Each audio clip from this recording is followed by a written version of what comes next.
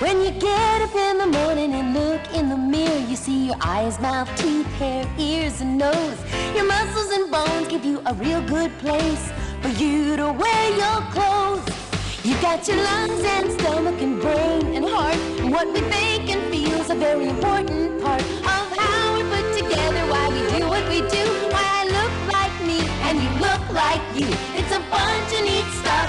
It's fun to know. Watch, listen, and learn with head to toe.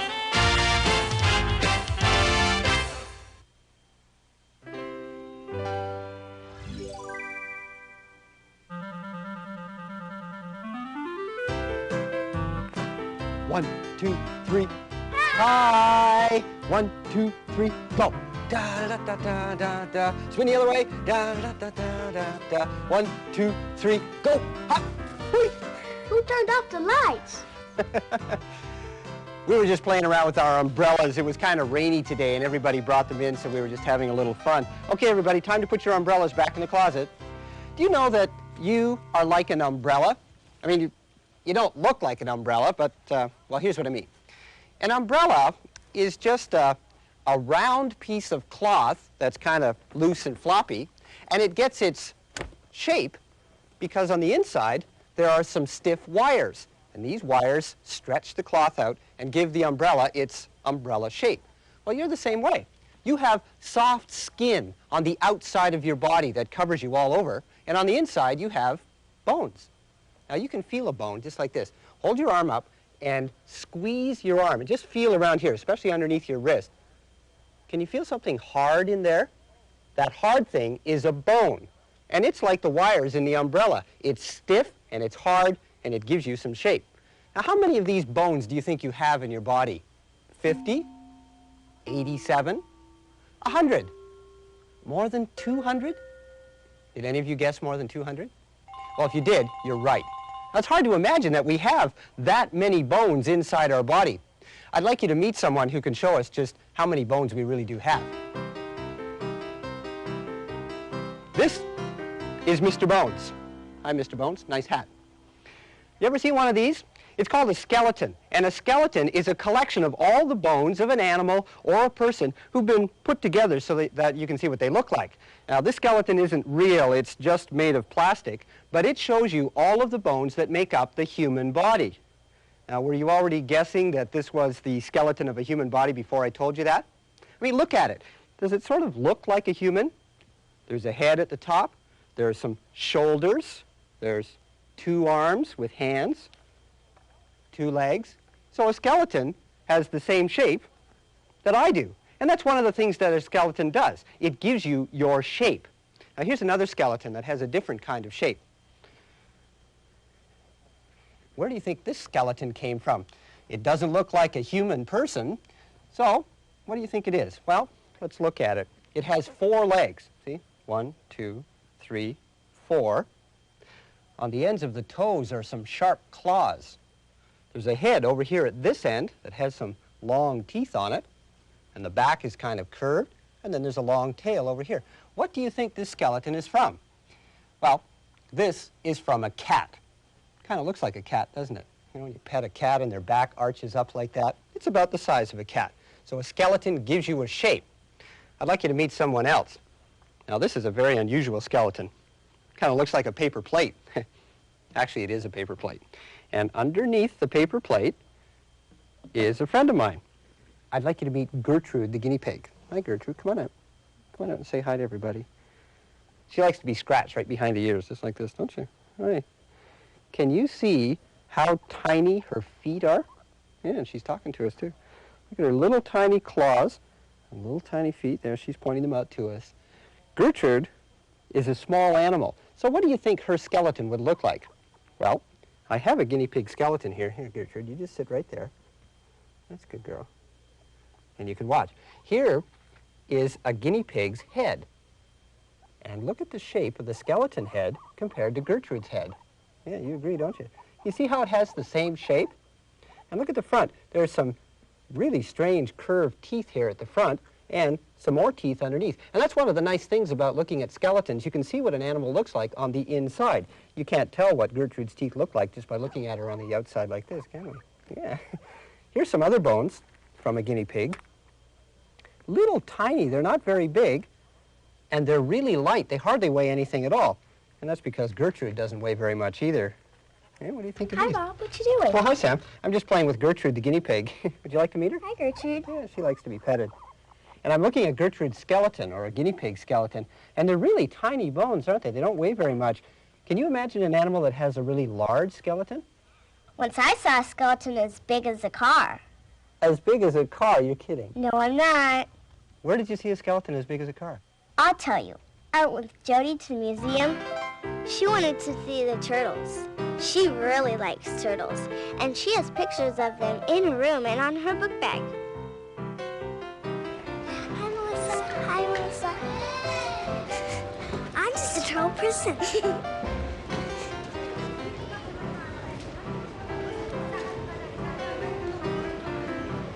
But before we even got to the turtle room, wow! A Chasmosaurus! How do you know? It has the shape of a Chasmosaurus. See the big head with the pointy things on it? He's so cute. Also at this museum, they have a place where you can dig for dinosaur bones. Because that's where people find dinosaur bones, in the ground. I found something. Me too. I know what mine is. What? Definitely a football. Are you sure? No, I'm definitely just guessing.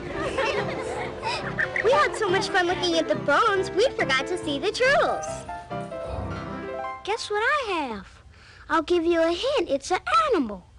I'll give you another hint. It's a kind that doesn't have any bones. Give up? A worm. Worms are kind of floppy-like, and you can almost tell they don't have any bones. They aren't stiff, and they can't stand up. Do you ever wonder what it would feel like if you didn't have any bones? Well, Mr. Bones can show us all about joints. Let's start with the elbow joint that I had in my arm. Here's his arm, and you can see that there's a really stiff bone up here, a big one. That's the top part of the arm. And there are some really stiff bones down here. That's the bottom part of the arm. And where they join together, that's the joint. That's the part that moves, and that's the part that bends at the elbow so that we can do this. Now, there are lots of other joints in Mr. Bones here. Now, Arnell, what part of your body did you say you could move? A neck. Your neck. Well, look at Mr. Bones' neck. He's got all kinds of bones up here, and where they join, he can move his neck around. And Louisa, what did you move? My hand. Your hand. Can we find his hand? Here it is. Sure, and his hand can go up and down like that. How's your hand move? That's right. And that's where some bones come together so that they can move. And Sam, what did you move? I said I could bend my fingers. Let's look at Mr. Bones' fingers. Yeah, see, you move your fingers, and where these bones come together, they move, and those are joints. Even though the bones themselves are very stiff, the joints are where they can bend, and that's so that we can bend. Can you find any other joints in Mr. Bones' body? What other joint? His knees, right, yeah, look, he's got two knees. Where's your knee? Where's your knee? That's this one down here, right? Big joint right there. What does this part of the body right here remind you of? A cage? A cage, that's right, Arnell. And that's because it is a cage, and we call it the rib cage. All these bones right here. And inside the cage is one of these. You know what this is? What it looks like? You know? It looks like a heart. And the human heart looks something like this, and it's very soft and very delicate, and it could be hurt. So to protect it, it goes inside the cage. So we're going to give Mr. Bones a heart, and your heart sits right about there. And there are some other things in there like lungs, and they're very soft, and so they're protected by these bones of the rib cage. Can you feel your rib cage? Just feel down your side, just tap it a little bit, and you can feel those hard bones that protect your heart and your other organs. And there's one other part up here at the top. Why do you think we have a hard bone at the top of our head? Because you have a brain. We all have brains, right? And brains are very soft, too, and we don't want to hurt them, so they're protected inside the skull. And if you just tap your head just very lightly, you can feel that hard bone that's in there. So our bones also give us protection. I'll get it. Hi, Janice. Hi, Janice. Hi, guys. Boy, am I having a bad day. Hi, Janice. Hi, Bob. Janice, what happened to your arm? I broke it. How? Skating, that's how. Janice, don't you wear a helmet and elbow pads and knee pads when you skate? Well, usually I do, but this time I was in a hurry and the sidewalk was wet and I fell real hard and I broke my arm. Did it hurt? A little at first, but now it's okay. Well, that's why we have to think about safety. Because even though our bones protect us, we have to protect our bones as well.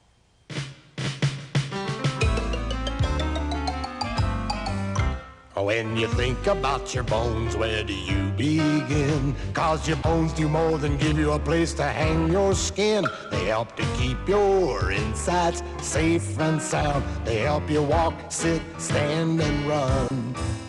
And when you put them all together, what do you have? Your skeleton. They're your bones. Everybody gets a set. They're your bones. It's the only set that you get. They're your bones. The only thing you need to do is take care of your bones, and they'll take care of you. Wanna take care of your bones? It's not hard to do. Just remember these simple things that we've been showing you. We got a question for you before we're done. Did you think your bones could be so much fun? And did you ever really think you know this much about your skeleton? They're your bones. Everybody gets a set. They're your bones. It's the only set that you get. They're your bones. The only thing you need to do is Take care of your bones and they'll take care of you. just take care of your bones. They'll take care of you. Here are 3 different drinks. Which one do you think is best for your bones? We have apple juice, we have cola, and we have milk. Which one is best for your bones? Answer is right, milk. Sure, lots of people tell you that milk's good for you, but they never tell you why. Well, milk is good. Actually, milk is great, and that's because milk helps your bones grow. It makes them strong and keeps them healthy. Actually, there are some other foods that are good for your bones, too. I have some over here in the fridge. One of them is cheese, and that's because cheese is made from milk. And the other one, I have one more here. This is, let's see, it's in here somewhere. There it is. Yogurt. Yogurt's made from milk, too. And it's, hey, what happened to the cheese and milk? Sam, what are you doing down there? I'm just having some bone food. Bone food? Ah, delicious. Well, why don't you just share your bone food with Arnell and Louisa? Come on, you guys. Let's have some bone food here, have a little party. Okay, here you are, Louisa. You can have some bone food. Thank you, Bob. You're welcome. And here you are. Have some for your arm there. You need a little extra there. Thank you. You're welcome. Here you are, Arnell. You have some bone food. Thank you. You're welcome. Everybody, eat up. Enjoy your bone food. Food is important if you want your bones to be healthy, but there's one more thing that your bones need. They need exercise. So running, jumping, playing, these are all activities that help your bones stay strong and stay healthy. Your bones are strong and stiff. Your bones are all connected. That's called your skeleton. Your skeleton protects you, especially your rib cage and your skull. Exercise is great for your bones, but you also need to protect them sometimes. And eat and drink the right foods, like milk and cheese.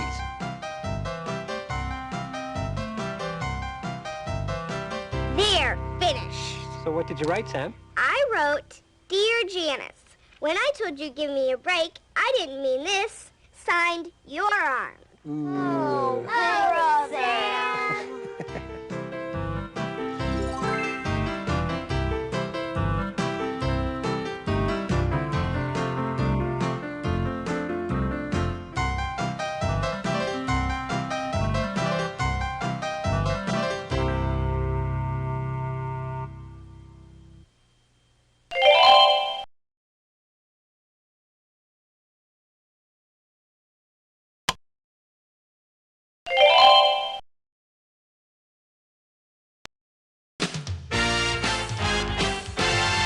When you get up in the morning and look in the mirror, you see your eyes, mouth, teeth, hair, ears, and nose.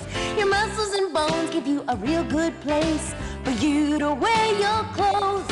You've got your lungs and stomach and brain and heart, and what we think and feel is a very important part of how we're put together, why we do what we do, why I look like me and you look like you. It's a bunch of neat stuff.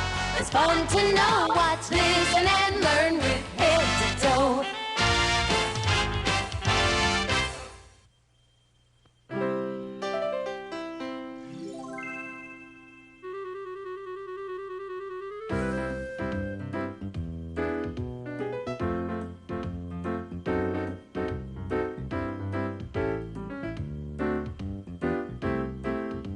Well, that looks like fun, doesn't it? Would any of you like to walk in space? Yeah. You don't really walk. You just float. Boy, I'd sure like to be up there floating around and having fun in space. But I have a question. Why do astronauts have to wear those spacesuits all the time? Does anybody know? I do, because there isn't any air in outer space. But why is air so important? Because they have air in their spacesuits. So they can breathe. Oh, so they can breathe. Well, that's very interesting. You know, I know of another place where there isn't any air, and when people go there, they have to wear special equipment. They have to wear a special mask so that they can breathe. Any idea where it might be? No. Let's watch and find out. When you go swimming, you know that you can't stay underwater for very long. You have to hold your breath because there's no air to breathe underwater, and people need air to breathe and to live. So, if you want to spend a long time underwater, you have to do what these divers do. You have to bring some air with you. They have air in those tanks on their backs. So, when people go underwater, or when they go into space, or even if you're just running around the house, you need air to breathe. And air is kind of mysterious stuff, isn't it? I mean, you can't see it, you can't feel it. Although, if do this, just run your hand up and down really fast. Can you sort of feel it going through your fingers? You can feel it a little bit. Air is actually real stuff. We can sort of see what air is like. This bag doesn't have anything in it right now, right? Okay, so let's fill it up with air. And we'll get the bag really full of air, and look, now it feels like there's something in there. Can you feel that? Yeah, There it is- feels really pushy. But you can push on it. There's something in it. Air is real stuff. I mean, airplanes fly in it and birds fly in it. And yet, inside the bag, it looks like there's nothing at all, just air. And we need air to breathe. And you're breathing right now, and so are you. Now, when you do breathe, where does the air go into your body? Your nose. Through your nose? Through my mouth. Your nose. Your mouth. We seem to have a little argument here. Your nose, your mouth. I wonder which it is. Let's do a little experiment. Put your hands over your mouth like this, really tight. Okay, now just breathe while you're doing that. Where's the air going? Through my nose. Through your nose. And if you do it really fast, you can actually hear it going in and out. Okay, now try this. Take your finger and put it over your nose like this. Pinch so that you, okay, so you're not. Now, breathe again. Where's the air going this time? Through my mouth. Through your mouth. So you're both right. Yeah, you're both right. The air goes into your nose or into your mouth or both. And actually, it's a good thing that it can, because sometimes when you have a cold, your nose gets all stuffed up and you can't breathe through your nose. So it's a good thing that you can still breathe through your mouth. Well, if you need to breathe the air in through your nose and your mouth, where does it go then? Where does it go inside your body? Want to find out? Everybody up. Let's try this. And you can try this as well. Put your hands on your side. Sort of put them like this, okay? Just feel your chest. Now, take in a really deep breath. You ready? 1, 2, 3, in. Hold it. Do you feel how your chest gets bigger when you do that? Okay, now let it out. And when you let it out, your chest gets smaller. Okay, breathe in one more time. When you breathe in like this, all the way in, the air goes in through your nose and mouth and into 2 large bags that are inside your chest called your lungs. Would you like to see how your lungs work? Come on, I'll show you how your lungs actually do that. Can we breathe out? Oh, yes, you can breathe out. You can breathe out now. Okay, don't hold it in like that. Now, let's see how your lungs really work inside your chest. Come on. Now, if you could see inside your chest, that's what your lungs look like. These 2 pink bags right here. And when you breathe, these bags fill up with air. And the red thing that's in the middle, that's your heart. So your lungs kind of wrap around your heart like that. Now, the way they work is something like, well, it's sort of like this. Naomi, can you blow that balloon up? When you breathe in, your lungs get bigger, like the balloon, because they fill with air, and then let it go. When you breathe out, the air goes out, and your lungs get smaller. So your lungs are just like two balloons that are in your chest, like this, and you have a tube that comes up your throat, and it ends up at your nose and your mouth, and that's where you breathe in and out. Now let's have a closer look. Since this is a model, I can take it apart. So let's take this lung apart. There we are. And we'll take the heart out so that we can see this a little better. There we have our two lungs. And here's the tube that comes down your throat. And then see how it splits here? One goes to one lung, one goes to the other lung. And then it keeps splitting. It splits again here, and then it splits again there, and it keeps going down. And these tubes carry the air to every part of your lungs. And then, see these little tiny spots there? You can just barely see them. The tubes lead to what are called air sacs. And they do just what their name means. They take in and they fill up with air. Let's have a closer look at the air sacs. As it fills up with air, an air sac does a wonderful thing. It takes something out of the air, a special gas, and it puts that special gas into your blood. What is this special gas? Well, first we have to understand that air is actually made up of lots of different things. It's just a swirl of all these different invisible gases, but your body only needs one of them, and that one's called oxygen. Now let me spell that for you. I can spell it. You can spell oxygen? That's a pretty hard word. Give me a break. O-X-Y-G-E-N, oxygen. Whoa, let's hear it for Jody. Oxygen, that's what your body needs. But it's only one part of the air, so your lungs do a very important job. They take just the oxygen out of the air so that your body can use it. When you breathe in, your air sacs take just the oxygen out of the air and put it into your blood. Your blood takes the oxygen to every part of your body. But something else happens. After your body uses the oxygen, well, you have inside of you a lot of gases that you didn't use. We call that used air. How do we get rid of used air? You breathe out. So, come on, let's get rid of some used air. When you breathe out, your body is getting rid of gases that it just doesn't use. So, it's oxygen in, used air out. Be glad that you breathe out your air. It's the toot on the flute and the trumpet. Be glad you can blow through your mouth when balloons need to be blown up. And be glad you can whistle and sing. Every sneeze is a reason for rejoicing. Be glad that you breathe out your air. With every pump you have the stuff to make excitement. Be glad that you breathe out your air. Be glad when you're huffing and puffing. Be glad that there's air everywhere, 'cause it lets you giggle and laugh. Be glad that you know that there's air. You don't see it, but you know it's always with you. Be glad that there's air everywhere. With every puff you have the stuff to make excitement. So, we know what your lungs like, pure, clean oxygen. But are there things that your lungs don't like? And how do you know if your lungs don't feel right? Well, you cough. Excuse me. Have you ever done that?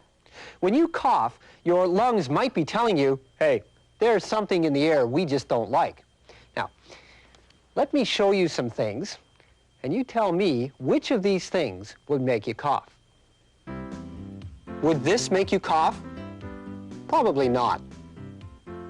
What if you breathed in that smoke? How about this? Would your lungs like this? Do you think you'd be coughing here? What about cigarette smoke? Does that ever make you cough? Smoke makes you cough, doesn't it? And it doesn't matter if it's smoke from burning leaves, a cigarette, or even a smokestack, your lungs just don't like it. And you can probably guess why. Your lungs like oxygen, right? Well, the smoke prevents that oxygen from getting in. So one of the ways to keep your lungs healthy is to just stay away from smoke. But what if you can't stay away from smoke? What if your job takes you near fire? Do you know who I'm talking about? Hi, Mr. Bones. Nice hat. Firefighters are around smoke all the time. So how do you think they prevent that smoke from getting into their lungs? Well, Chow's neighbor is a firefighter, and recently he went to visit her. So how are you doing today, Chow? Fine. That's good. You've come to the firehouse today to find out how firefighters keep their lungs safe in a building fire? Uh-huh. That's a very good question. We have a special piece of equipment called a self-contained breathing apparatus. We call them the SCBA for short. It looks like a scuba diver's tank. That's exactly what it is. But this one you don't use underneath the water. This is for when you're on the ground.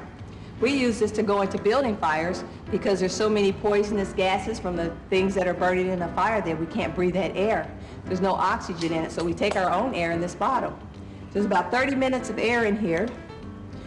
Air comes out of the tube and it goes into the mask, okay? Would you like to try it on? Sure. Okay, be careful, it's kind of heavy. Whoa, this is heavy. Okay, let me help you hold it. Okay, first thing you have to do is make sure that it's on, okay? Then you put the mask over your face and you breathe it in. There's a plastic shield on there so you can see what you're doing. You feel the air? Uh-huh. See, this is clean air. It's not the air that you're going to breathe in a house that is burning. This feels funny. Let's turn it off.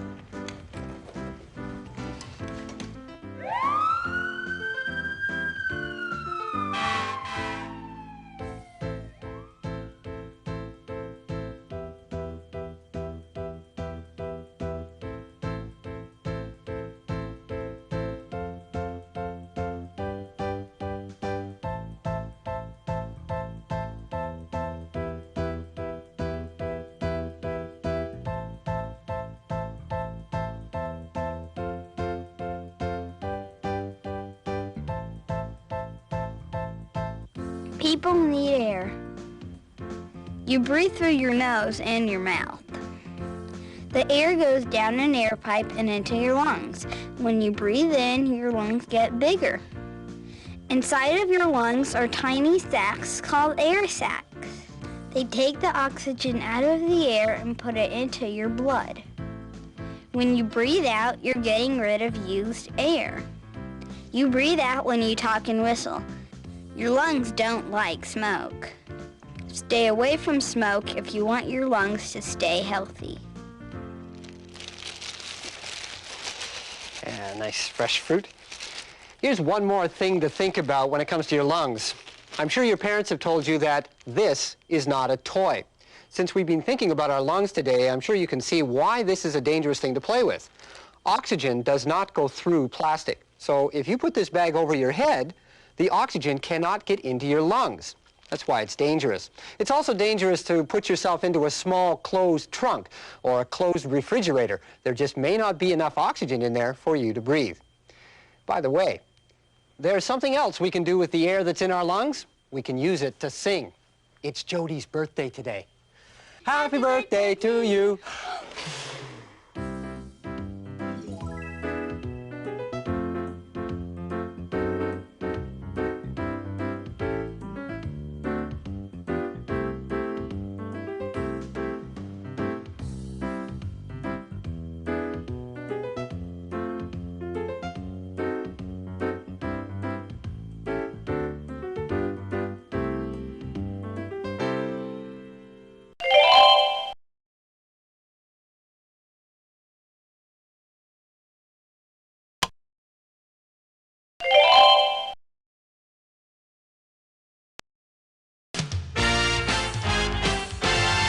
When you get up in the morning and look in the mirror, you see your eyes, mouth, teeth, hair, ears, and nose. Your muscles and bones give you a real good place for you to wear your clothes. You've got your lungs and stomach and brain and heart, and what we think and feel's a very important part of how we're put together, why we do what we do, why I look like me and you look like you. It's a bunch of neat stuff. It's fun to know. Watch, listen, and learn with head to toe.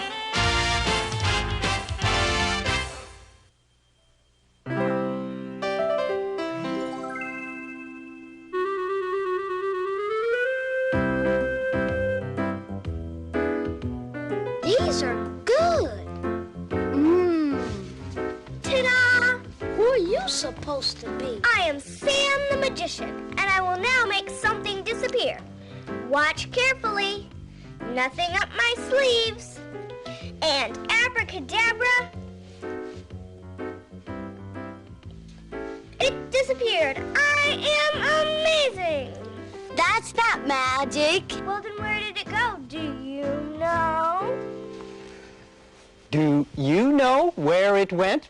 What happens to food after you swallow it? Does it just disappear like magic? Oh, I know where it goes. Food goes down to your stomach. Well, you're right, Arnell. Food does go to your stomach, but how does it get there? And what happens to it after it's in your stomach?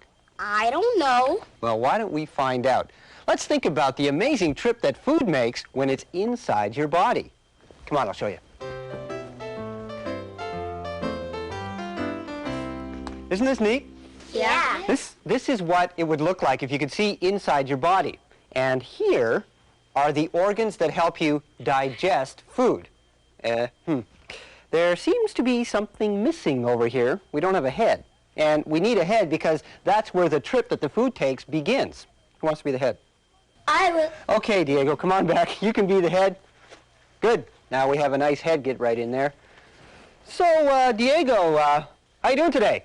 Say you're hungry. I'm hungry. Hungry, huh? What's it feel like to be hungry? My stomach is growling and I don't have any energy. And all I can think of is getting some food. Excellent. Isn't it amazing how your body tells you that it needs food? You can actually feel it. So, Diego, would you like a muffin? Yes, please. Coming right up. Here we are. This is the beginning of a very long trip for this muffin. Now, where does it go? In his mouth. In the mouth. Open wide. Well, we're already seeing the first thing that happens to the food. You chew it up. Now, when you chew, your teeth act like knives, and they actually cut the food into little tiny pieces. But there's something else that happens inside your mouth. Your mouth is wet, and that liquid that's in your mouth helps make the food soft. So we'll just add a little bit of liquid here. So your teeth cut it into little pieces, and the liquid in your mouth makes it soft until it looks, well, something like that. And once it looks like this, you're ready to swallow. Have you swallowed your muffin, Diego? Yes. Okay, when you swallow, it goes down your throat. So right now, these little pieces of food go down a tube that's inside your throat, and when you swallow, they go down and down and down until they end up inside, Arnell, what? In your stomach. Right. And there's your stomach right there, and that's where the food goes, but the trip isn't over yet because something else happens inside your stomach. Your stomach also has liquid in it, so we add a little bit more to our muffin, and your stomach can move, and it does something like your teeth. It sort of grinds the food up into even smaller pieces. Like this. So that eventually the muffin doesn't look like a muffin anymore. It looks something like bleh.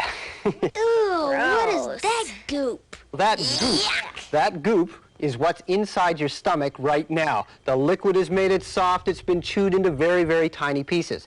But the trip isn't over yet. There's still one more place that it goes, and that's into your intestines. Yuck. If you could look at your intestine in a microscope, you'd see that it actually has millions of tiny little holes in it. So when the food goes through the tube, some of the food slips out through those holes. So that means that some of the food that you've eaten comes out here, and some of it comes out over here, some over here, slipping out through those millions of tiny little holes. Now here's the amazing part. Once the food goes out through those holes in the intestine, where do you think it goes? Into your blood. Your blood? Uh-huh. The food that you've eaten goes into your blood. So, Arnell and Sam, would you like to take these red pens here and show us just where blood goes in your body.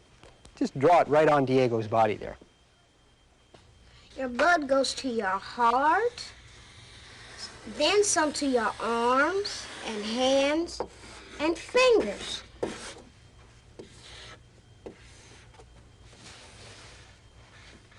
Some blood goes down your legs and to your feet. Don't forget my brain. Okay, here's the blood going to your brain. Your blood goes almost everywhere in your body, and in your blood are those tiny pieces of food.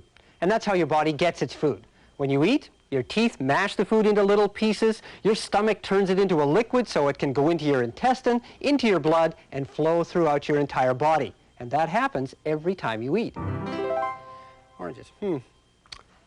What if all you ever wanted to eat were oranges? And you had oranges for breakfast, oranges for lunch, for a snack you have oranges, oranges for dinner. You'd get tired of oranges pretty fast, wouldn't you? And at the same time, your body would not be getting everything it needs to stay healthy. I mean, oranges are good for you, but your body needs different kinds of food so that it can grow, so that you can have energy. Energy to ride your bicycle, run upstairs, and move all the parts of your body. But how do you know which are the right kinds of food to eat? Well, the kids can help us find out. Arnell, Sam, Diego, come over here. Hi, guys. Hi, Bob. We made the basket. For the 5 food groups. That's great. What's a food group, Sam? It's a lot of different foods that are alike, like milk. That's all the foods that come from milk, like yogurt and cheese and ice cream. Milk are good for your bones and teeth. And vegetables. Vegetables come from plants, like beans and lettuce and carrots.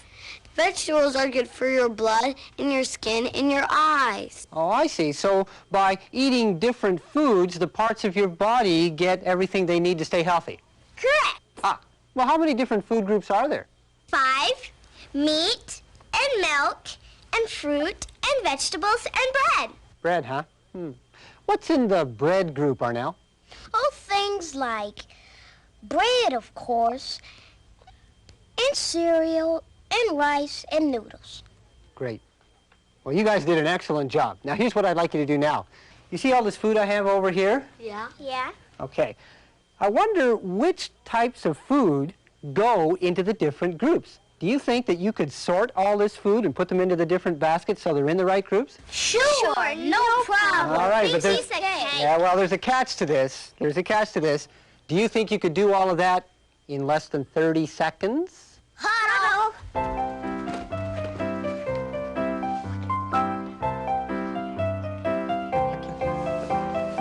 Yeah, we can do it. Okay. Are you ready? Go. Chicken, meat, peas, vegetable, carrots, vegetable, raisin bread, bread, potato, peas, vegetables, raisin bread, fruit.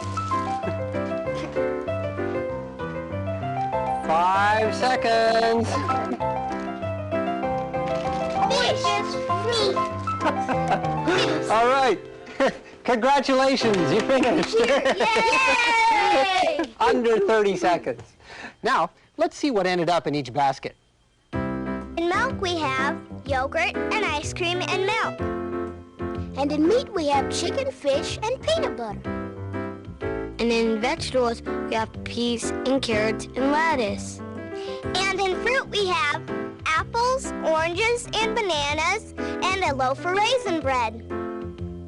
And in bread, we have crackers and a loaf of raisin bread. Perfect. What's neat is that you can see that there really are 5 different groups of food. So, if you want to stay healthy, just make sure that you eat food from all 5 groups every day. And that way you're sure that your body has everything that it needs to be healthy and grow strong. Our friend Chow learned about the 5 food groups earlier this week. He went to a place where food comes from. He visited a farm. So we grow most everything we eat right here on the farm. You never go to the grocery store? We go to the grocery store sometimes, but most everything we eat's right here on the farm. I don't see the 5 food groups. I tell you what, you're going to be here on the farm all day. You look and see if you can find the 5 food groups. I will. We're gonna see the first one right in here. Okay, Chow, now we got the cows in. Let's see if you can't find one of the 5 food groups in here. Which one's that? Milk. Right. How would you like the milk? Sure. Grab a hold of the top and squeeze down. That-a-way. Here, you sit down and milk the cow. This is fun. Yeah. There you go. Now you're getting milk from the cow. We use milk on our cereal. We make butter out of milk. We make cheese out of milk. And ice cream? And ice cream. These look good, Chow. See if you can find one. Yeah, these look really pretty. Good. Let's go wash them.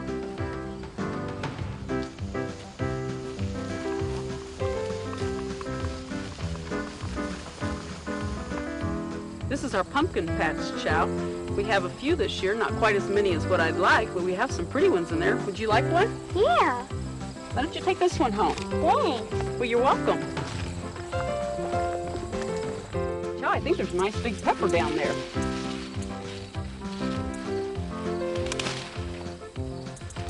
Oh, yeah, that's a nice one.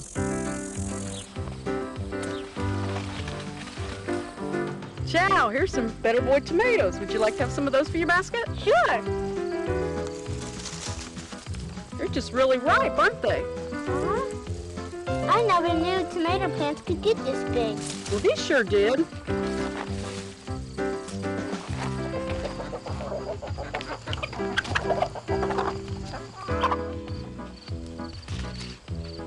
Ah, green beans, the vegetable group. They sure are.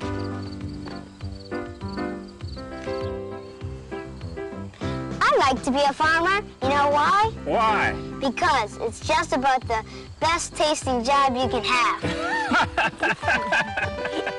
For my next trick, I'll turn this apple into a liquid. And for my next trick, I will turn this carrot into a liquid. And for my next trick, I'm going to turn this sandwich into a liquid. What happens to food inside your body isn't magic, but it sure is amazing. And it's good too, isn't it? Let's eat. Okay, pass over the sandwich.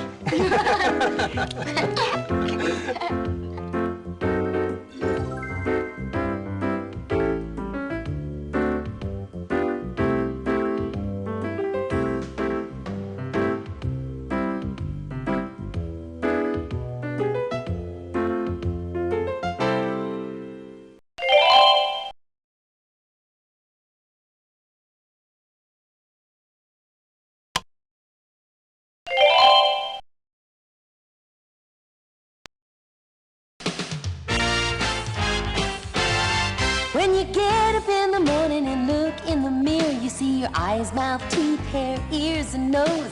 Your muscles and bones give you a real good place for you to wear your clothes.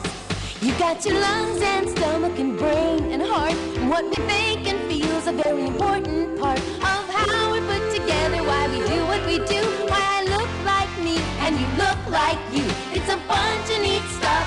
It's fun to know. Watch, listen, and learn with head to toe.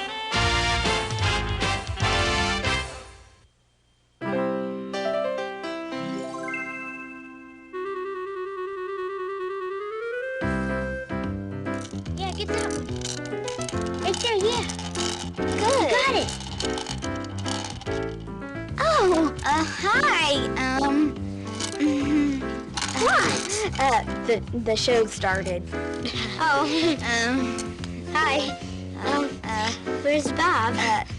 Bob's not here at the moment. Where did he go?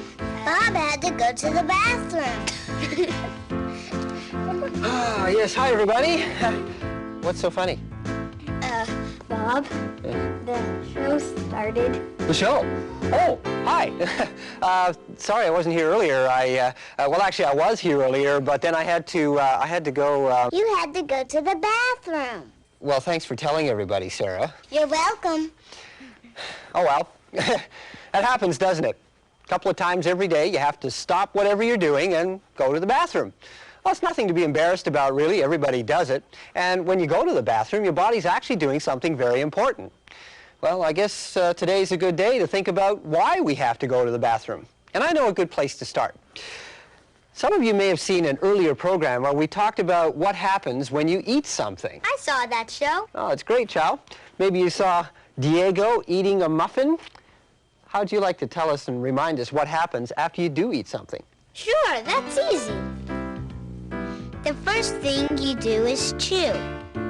Your teeth break food into little pieces, and the liquid in your mouth makes it soft. Then you swallow. The food goes down a long tube to your stomach. Your stomach mashes it and adds liquid, and soon your food is turned into a soupy liquid. It looks like this. Then it goes into another long tube. That's your intestine. It has a lot of tiny holes, and little bits of food go through the holes and into your blood. Thanks, Chow. That was great.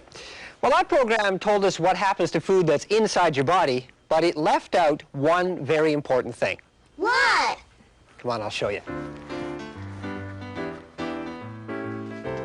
Let's do an experiment to show what happens to food when it's in your intestine.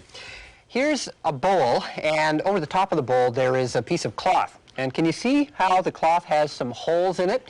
Now those holes are like the holes in your intestine. Now these holes are a lot bigger than the real holes, but that's just so that we can see it. Now when the food goes into your intestine, it goes through the holes and it goes into your blood. Well, let's get some food here. Before it gets to the intestine, it's in your stomach. So here's what used to be a muffin inside our stomach here. And let's suppose you're really hungry. You want to have another one. So Naomi, do you want to take this muffin and just grind it up there inside the stomach? Now your stomach adds fluids to that food to help break it down. Hello, Bird. Hi, Bob. So we'll just add a little bit of fluid here. And then your stomach churns that food around so that it'll break it down even further. So you want to churn up the stomach there. Ah, there it goes, and turns our muffin into a nice sloppy goop. Okay, now it goes into the intestine. So let's see what happens when it gets to the intestine wall. Naomi, just pour it right on through the cloth there, and let's see what happens. So, what happened? All of it didn't go through. That's right. Look carefully. You can see that in the bottom of the bowl, some of it did go through, and that liquid that does go through goes into your blood, and then that goes through your whole body, and that's how your body gets food. But your body doesn't use all of the food that you eat. And we have a name for that. That's called waste. And because your body doesn't use the waste, it has to get rid of it somehow. That's why we go to the bathroom. That's right, Sarah. That's why we go to the bathroom. Since your body doesn't use all of the food that we eat, it has to get rid of the waste. And to show you just how it does that, let's go to a model. It's just over here. This is a model of what the inside of your body looks like. Say hi to Kathy. Hi, Kathy. Now, this part down here, that's where the food goes after you eat it. It's the soft part of your tummy. Can you feel this part right here? Feel how it's kind of soft down there? Yeah, that's this part here. So after you eat the food, it goes into your mouth, down the throat, and into this kind of baggy-looking thing. What do you think that is? A stomach. That's right. That's your stomach, and that's where the food is turned into that goop that we had before. And then it goes into this long tube down here.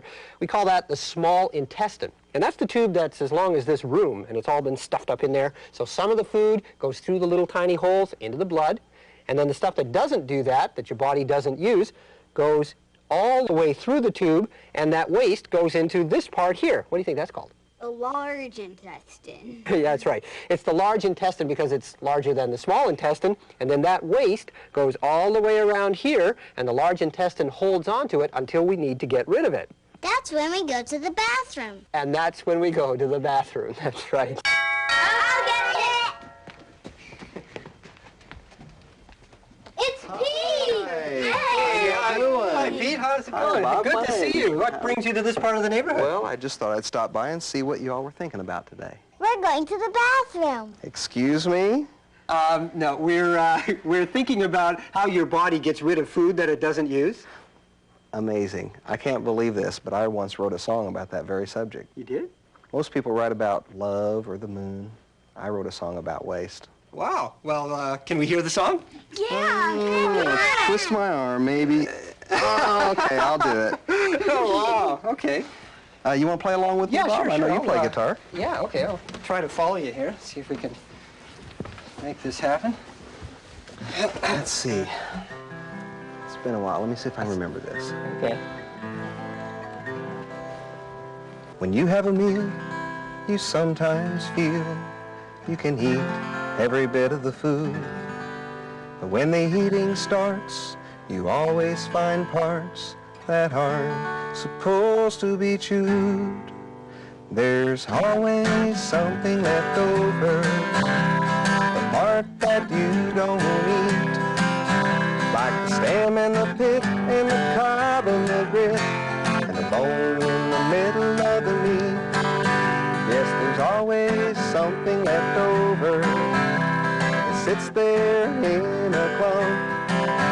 So you put it in a can and then the garbage man takes it to the dump.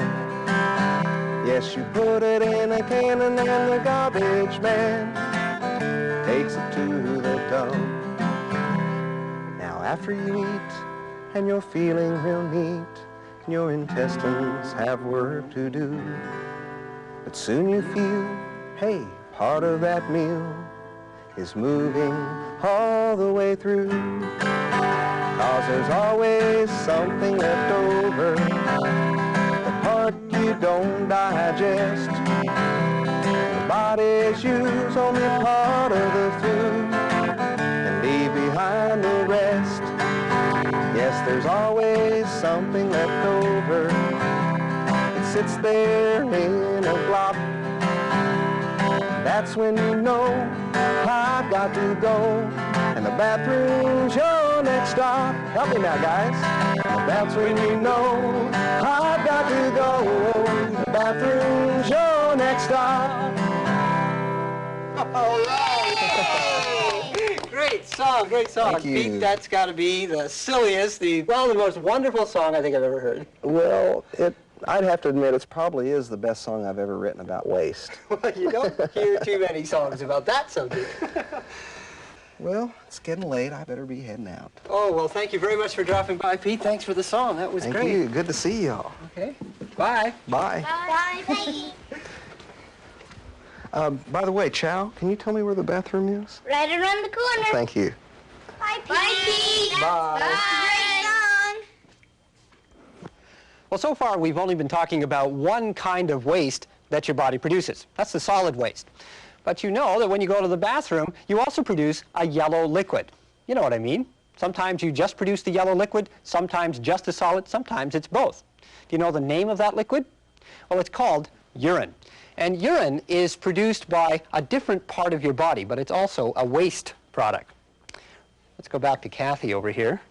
Now here's the small and large intestine. They produce the solid waste, but if we take them out, you can see just behind them there are two other little organs, these purple things here. Those are called your kidneys. And if you want to find out where your kidneys are in your body, just put your hands on your waist like this until your fingers are almost touching behind your back. One kidney is underneath your hand here, and the other kidney is under your other hand back here. Now, after food goes through your blood, the blood needs to be cleaned and get the urine out. Well, that's what the kidneys do. They clean the blood, they produce the urine, which is the leftover waste that your body doesn't use, and then it goes down these tubes here and here, and into another part that's called the bladder. And the bladder is really nothing more than just a little bag. It's sort of like this balloon that's filled with liquid. And when that bladder fills up, that's when you need to go to the bathroom. And when you do need to go to the bathroom, the bag empties and you produce the urine.